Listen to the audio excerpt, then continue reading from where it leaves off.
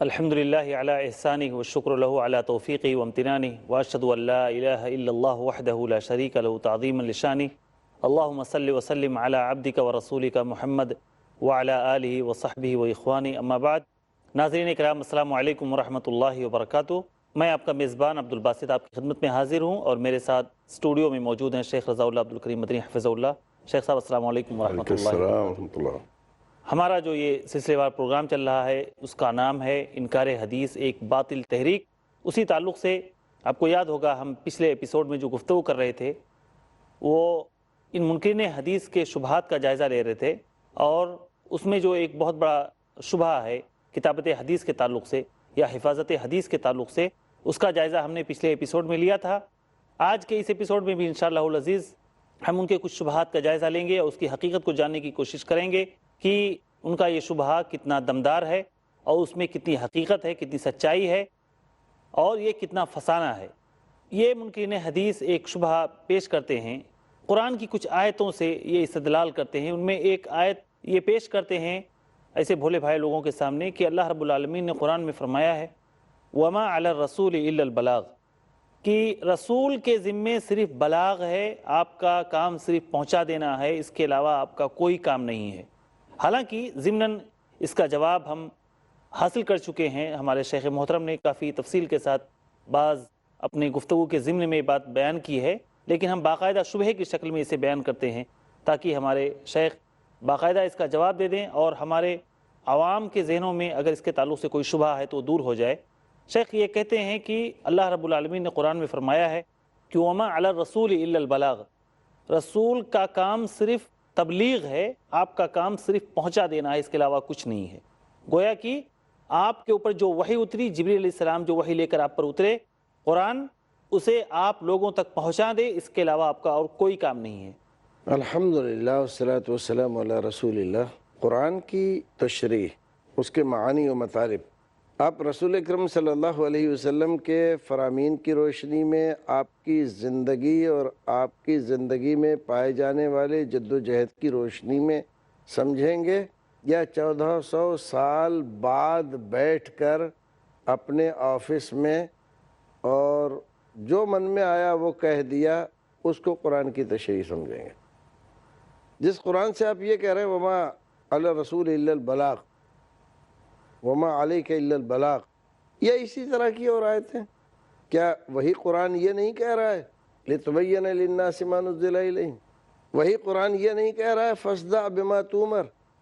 وہی قرآن یہ نہیں کہہ رہا ہے فلا وربک لا یؤمنون حتی یحکموک فیما شجر بینہم؟ یہ تحکیم اور مشاجرت یہ کیا چیزیں ہیں؟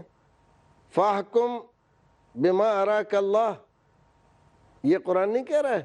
تو ترجمہ بھی شیخ پیش کر دیں کیونکہ سارے لوگ عربی سمجھتے نہیں ہیں۔ ہاں نہیں سمجھتے، تو دیکھیے اللہ رب العزت قرآن شریف میں یہ بھی فرما رہا ہے کہ آپ اللہ رب العزت کے بتائے ہوئے، سکھائے ہوئے، توفیق دیے ہوئے طریقے سے لوگوں کے فیصلے فرمائیں، بالکل ان کے درمیان عدل و انصاف سے فیصلے کریں۔ اور قرآن ہی یہ کہہ رہا ہے، یہ لوگ مسلمان اس وقت تک نہیں ہوں گے جب تک اپنے تمام طرح کے معاملات میں آپ کے فیصلے کو آخری فیصلہ نہ مان لیں۔ فیما شجر بینہم کا مطلب ہے کہ جو آپس میں ان کے اختلاف ہو گیا ہے، اس اختلاف کو دور کرنے کے لیے فیصلہ کہاں لے جائیں گے؟ رسول کے پاس۔ رسول کے پاس۔ اب رسول کی ذمہ داری تو خالی آپ بتا رہے ہیں کہ پہنچانا تھی، بات ختم ہو گئی، اب تلاوت کرنا ہے۔ اب رسول کے پاس کیوں لے جائیں گے؟ یہ کیا ہے؟ یہ قرآن نہیں ہے، یہ قرآن تو کچھ اور ذمہ داری بتلا رہا ہے۔ ہم دیکھتے ہیں یہی قرآن کہہ رہا ہے خذ من اموالہم صدقۃ تطہرہم وتزکیہم وصلی علیہم ان صلاتک سکن لہم۔ یہ قرآن تو یہاں کچھ اور کہہ رہا ہے۔ قرآن کہہ رہا ہے کہ ان کے مالوں کی آپ زکوٰۃ وصول کیجئے، جو ان کو پاکیزہ بنائے، ان کے مال کو پاکیزہ بنائے، اور ان کے لیے دعا بھی فرمائیے۔ جی آپ کی دعا سے ان کے دلوں کو سکون حاصل ہوتا ہے۔ یہ بھی تو قرآن ہے۔ بالکل، کیا کہا جائے، آپ جو معنی بتلا رہے تھے اس کے تو یہ سب کچھ خلاف جا رہا ہے۔ تو اس کا مطلب کیا ہے کہ آپ نے منمانا ایک معنی تراشا قرآن سے، اور قرآن کی تحریف معنوی کے در پہ آپ ہوئے۔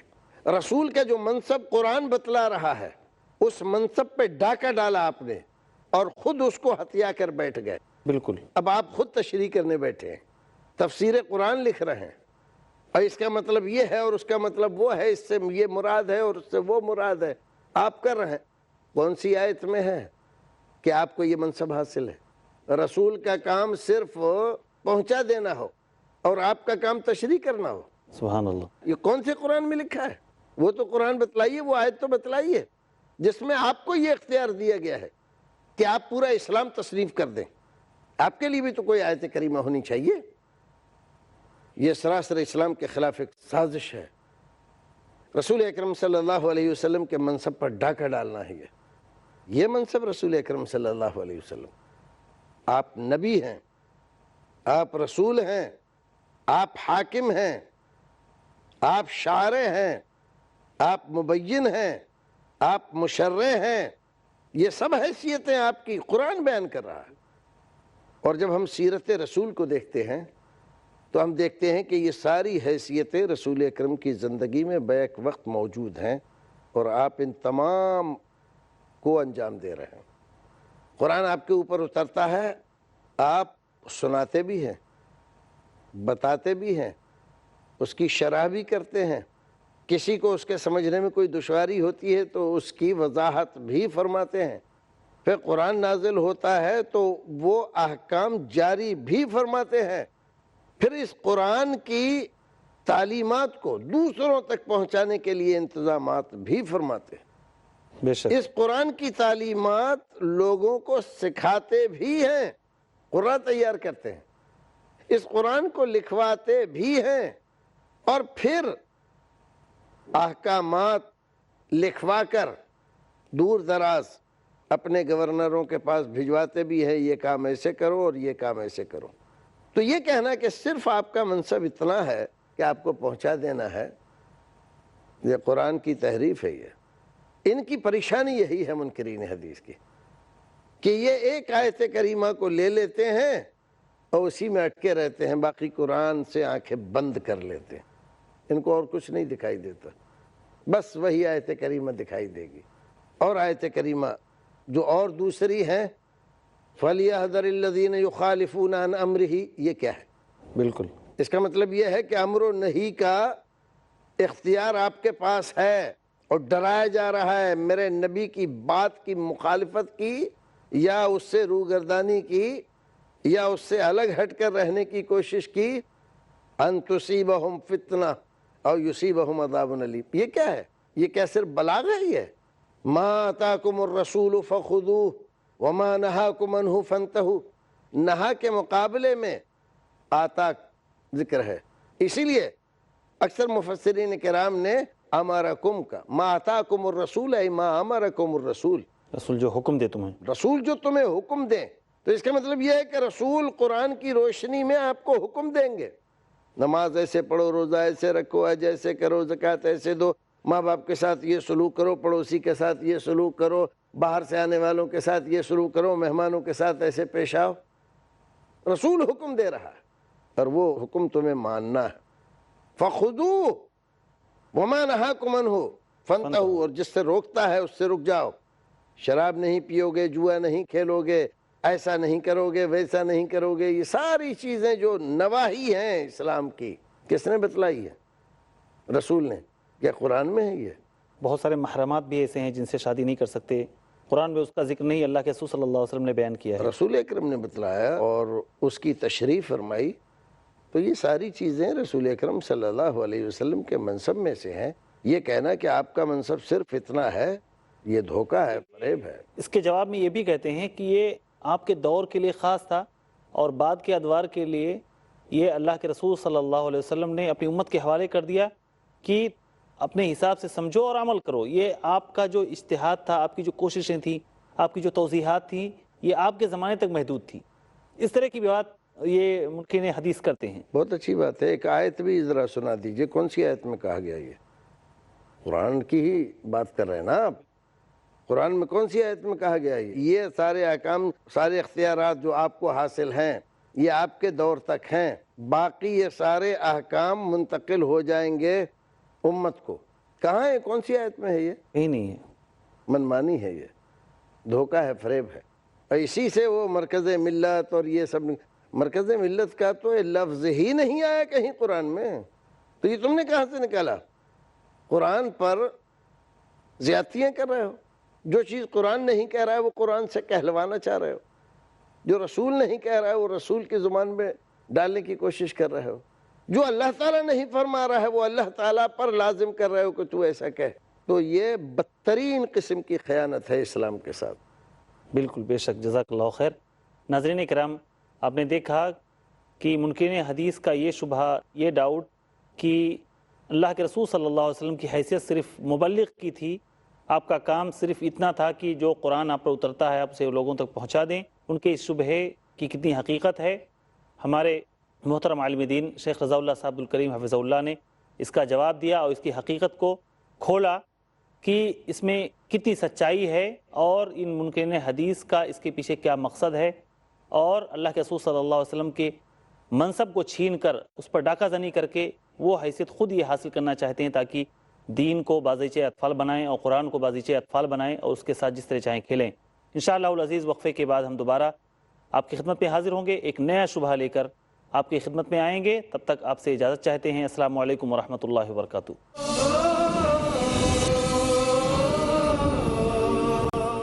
السلام علیکم ورحمۃ اللہ وبرکاتہ۔ ناظرین کرام، وقفے کے بعد دوبارہ آپ کا خیر مقدم ہے۔ وقفے پہ جانے سے پہلے ہم ایک شبہے کا جواب اپنے محترم عالم دین سے حاصل کر رہے تھے کہ اللہ کے رسول صلی اللہ علیہ وسلم کیا صرف مبلغ تھے، کیا صرف ایک قاری کی حیثیت سے بھیجے گئے تھے، یا آپ کی حیثیت اور بھی اللہ رب العالمین نے آپ کو عطا کی تھی؟ بریک کے بعد ہم اپنے محترم عالم دین سے ایک نئے شبہے کا جواب جاننا چاہیں گے۔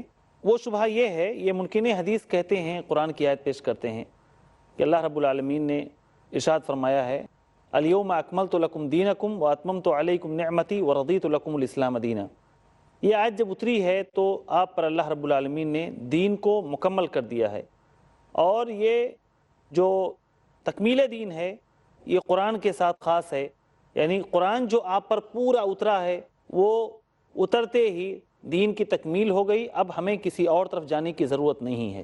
اس کی کیا حقیقت ہے شیخ؟ کیا واقعی تکمیل دین کا مطلب یہی ہے کہ قرآن کا نزول مکمل ہو گیا ہے، اب ہمیں اور کچھ نہیں دیکھنا ہے؟ الحمدللہ والصلاۃ والسلام علی رسول اللہ۔ اگر معنی یہ ہوتا کہ قرآن مکمل ہو گیا ہے، قرآن کی تکمیل ہو گئی، تو اللہ تعالیٰ یہ بھی تو کہہ سکتا تھا کہ الیوم اکملت القرآن، دین کا لفظ لانے کی ضرورت؟ الیوم اکملت لکم دینکم، ہاں آج ہم نے نزول مکمل کر دیا، کہ اللہ تعالیٰ فرما سکتا تھا کہ ایسا تو کہا نہیں۔ دین کا اس نام کا مطلب یہ ہے کہ آپ یہ تشریح منمانی کر رہے ہیں، یا قرآن شریف میں کوئی ایسی آیت بتلائیں، یہ تو آپ کی تشریح ہے نا، آپ کی تشریح تو قابل اعتبار ہے نہیں۔ جب آپ رسول کی بات نہیں مانتے اور اس تشریح کو آپ تسلیم نہیں کرتے تو ہم آپ کی بات کیوں تسلیم کریں؟ آپ کون ہیں؟ آپ کو کیا یہ اختیار ہے؟ الیوم اکملت لکم دینکم، دین کی تکمیل ہو گئی، تو رضیت لکم الاسلام دینا، تو تکمیل دین کی ہوئی یا قرآن کے نزول کی ہوئی؟ قرآن کے نزول کی، لیکن دین کا لفظ کیوں کہا؟ کہیں قرآن شریف کو دین کہا گیا ہے؟ قرآن شریف کے لیے بہت سارے لفظ اللہ نے استعمال کیے ہیں، فرقان ہے، لیکن ذکر دین ہے۔ بھی کہا گیا ہے کیا؟ دین کا لفظ تو نہیں کہا ہے، تو آپ کیسے اس کی تشریح قرآن سے کر رہے ہیں، دین کی تشریح؟ اب یہ جو آیت کریمہ ہے وَمَنْ يَبْتَغِ غَيْرَ الْإِسْلَامِ دِينًا، اس سے کیا مراد ہے؟ قرآن؟ نہیں، پورا دین مراد ہے، اسلام مراد ہے۔ جب پورا دین اسلام مراد ہے تو اسی پورے دین اسلام کی ہی تو تکمیل ہوئی ہے، تو آپ اس کی تعویل کر کے صرف قرآن میں کیسے منحصر کر رہے ہیں؟ اور قرآن میں آپ منحصر کر رہے ہیں تو پھر سے وہی سوالات سارے پیدا ہوں گے۔ اگر قرآن مکمل ہے اور یہی دین ہے مکمل اور اس کے آگے پیچھے کچھ نہیں ہے، پھر آپ کا دعویٰ کہ قرآن میں سب کچھ ہے، تو ہم جب پوچھتے ہیں تو آپ بتاتے کیوں نہیں ہیں؟ آپ کو تو معلوم ہونا چاہیے۔ لیکن ہم دیکھتے ہیں کہ آپ اس سلسلے میں سوائے آئیں بائیں شاں کرنے کے اور کچھ کرتے ہیں۔ تو اس کا مطلب یہ ہے کہ یہاں پر آپ تحریف کر رہے ہیں قرآن کی معنوی تحریف۔ اللہ رب العزت نے رسول کو بھیجا تھا دین کے لیے، دین کا ایک حصہ تھا اس کا قانون بصورت قرآن۔ تو یہ قانون ہے، قرآن شریف ایک قانون ہے، لیکن کوئی بھی قانون ایسا نہیں ہے دنیا میں جس قانون کی تشریح نہ کی جاتی ہو۔ ہمارے یہاں کے عدالتی نظام آپ دیکھ لیجیے، انڈین لا تو لکھا ہوا ہے، لیکن ہمارا لوور کورٹ اس کی تشریح کرتا ہے اور کسی کو مجرم گردان کر اس پہ جرمانہ لگا دیتا ہے، اس کو کچھ اور سزائیں دے دیتا ہے۔ اپیل کی جاتی ہے ہائی کورٹ میں، ہائی کورٹ کے پاس بھی تو وہی قانون ہے، ہم دیکھتے ہیں کہ وہ اس کے برخلاف تشریح کرتا ہے، رد کر دیتا ہے پرانے فیصلے کو، پرانے فیصلے کو رد کر دیتا ہے۔ تو رد اسی قانون کی روشنی میں کرتا ہے نا۔ بالکل۔ ہم دیکھتے ہیں کہ ہائی کورٹ کے فیصلے کو بھی چیلنج کیا جاتا ہے، سپریم کورٹ کے پاس کوئی نیا قانون ہے نہیں، وہی قانون ہے، پھر وہ اس کا دراسہ کرتا ہے اور اس کی روشنی میں وہ اپنا فیصلہ سناتا ہے، کبھی ہائی کورٹ کے فیصلے کی تائید کرتا ہے اور کبھی اس کے خلاف فیصلہ دیتا ہے۔ یہ جو ہے اس کا مطلب کیا ہے کہ قانون محتاج ہوتا ہے ایک شارع کا، مبین کا۔ قرآن قانون ہے، قانون کی کتاب ہے، اس قانون کی کتاب کی تشریح کرنے کا حق اللہ رب العزت نے کسی کو دیا ہے، اور وہ ہے رسول اکرم صلی اللہ علیہ وسلم۔ قانون مکمل ہو گیا لیکن اس کی تشریح کرنے کا اختیار رسول اکرم کے پاس ہے، آپ کے پاس نہیں ہے۔ کیا یہ جو سوچتے ہیں یہ منکرین حدیث اللہ کے رسول صلی اللہ علیہ وسلم کی حیثیت کے تعلق سے، آپ کی حدیث کے تعلق سے، تو کیا صحابہ کرام نے بھی ایسے ہی سمجھا تھا؟ یعنی آپ کی تشریحات، آپ کی توضیحات کو ایسے ہی اختیاری طور پر لیا تھا کہ ہمارے لیے اس میں اختیار باقی، ہم چاہیں تو آپ کے فیصلوں کو، آپ کی حدیثوں کو، آپ کی سنتوں کو، آپ کی توضیحات کو چاہیں تو لیں، چاہیں تو نہ لیں، ہمارے لیے اس میں آپشن ہے؟ کیونکہ اگر ان کی بات مان لی جائے تو یہ تو اختیاری ہونا چاہیے صحابہ کے لیے بھی۔ صحابہ کرام نے جیسے دین کو سمجھا وہی معتبر ہے، اور اس کی شہادت قرآن نے دی ہے۔ قرآن ان کو مومن مسلمان دین میں پکا اور ایسا بتاتا ہے کہ اللہ رب العزت ان کے عمل سے، ان کے قول سے، ان کے کردار سے، ان کے عقیدے سے راضی ہے، اور اللہ رب العزت کو ایسا ہی آدمی چاہیے۔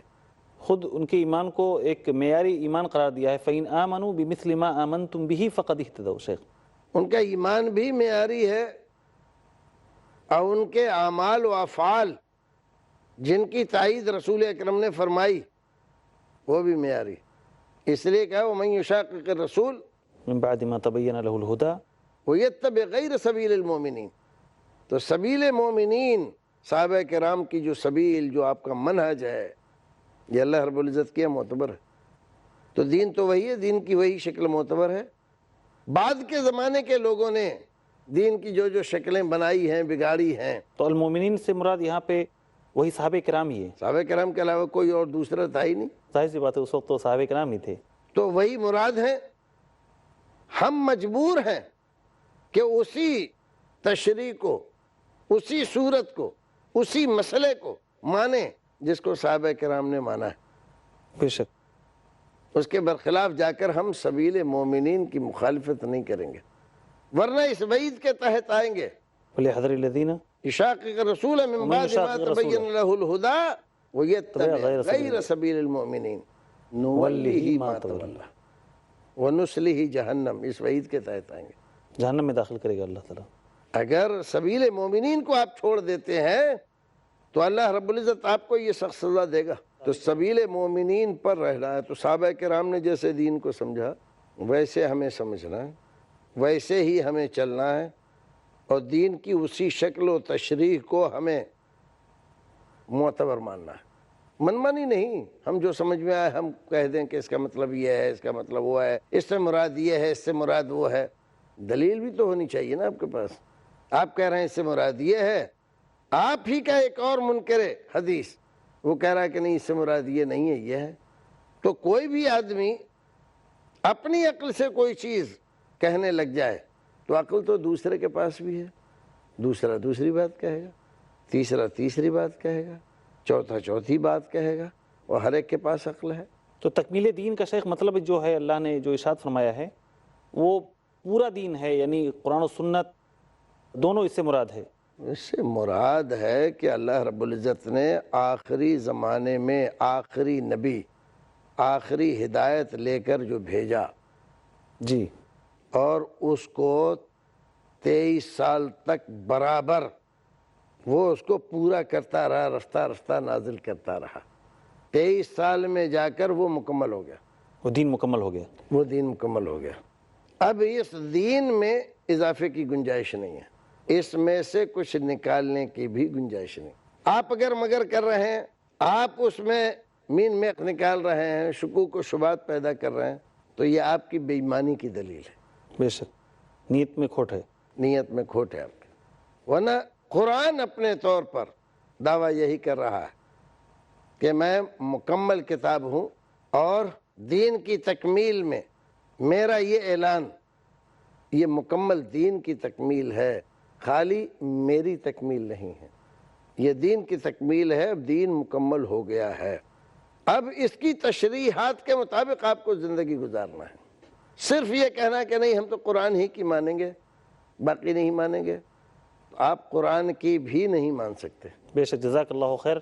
ناظرین کرام, ہم نے اس ایپیسوڈ میں منکرین حدیث کے 2 شبہات کا جائزہ لیا. ایک شبہ جو وہ پیش کرتے ہیں کہ اللہ کے رسول صلی اللہ علیہ وسلم کی حیثیت صرف مبلغ کی تھی, اور دوسری حیثیت جو یہ کہتے ہیں, قرآن کی آیت پیش کرتے ہیں کہ اللہ کے رسول صلی اللہ علیہ وسلم کے اوپر جو آیت اتری کہ آج کے دن ہم نے تمہارے لیے تمہارا دین مکمل کر دیا, اور اس سے کہتے ہیں مراد صرف قرآن ہے. ہم نے اپنے شیخ محترم سے سنا کہ اس سے کیا مراد ہے اور اس کی کتنی حقیقت ہے, کہ اللہ کے رسول صلی اللہ علیہ وسلم کی حیثیت کیا تھی, اور اس آیت کریمہ کا کیا مطلب ہے. اللہ رب العالمین سے دعا ہے کہ اللہ تعالیٰ ہمیں قرآن و سنت کو سلف صالحین کے فہم کے مطابق سمجھنے کی توفیق عطا فرمائے, اور انہی کے راستے پر چلنے کی توفیق عطا فرمائے, اور ہمیں بھی وہ ایمان نصیب فرمائے جو ایمان صحابہ کرام کو نصیب ہوا تھا. آمین. وآخر دعوانا ان الحمد للہ رب العالمین. والسلام علیکم ورحمۃ اللہ وبرکاتہ.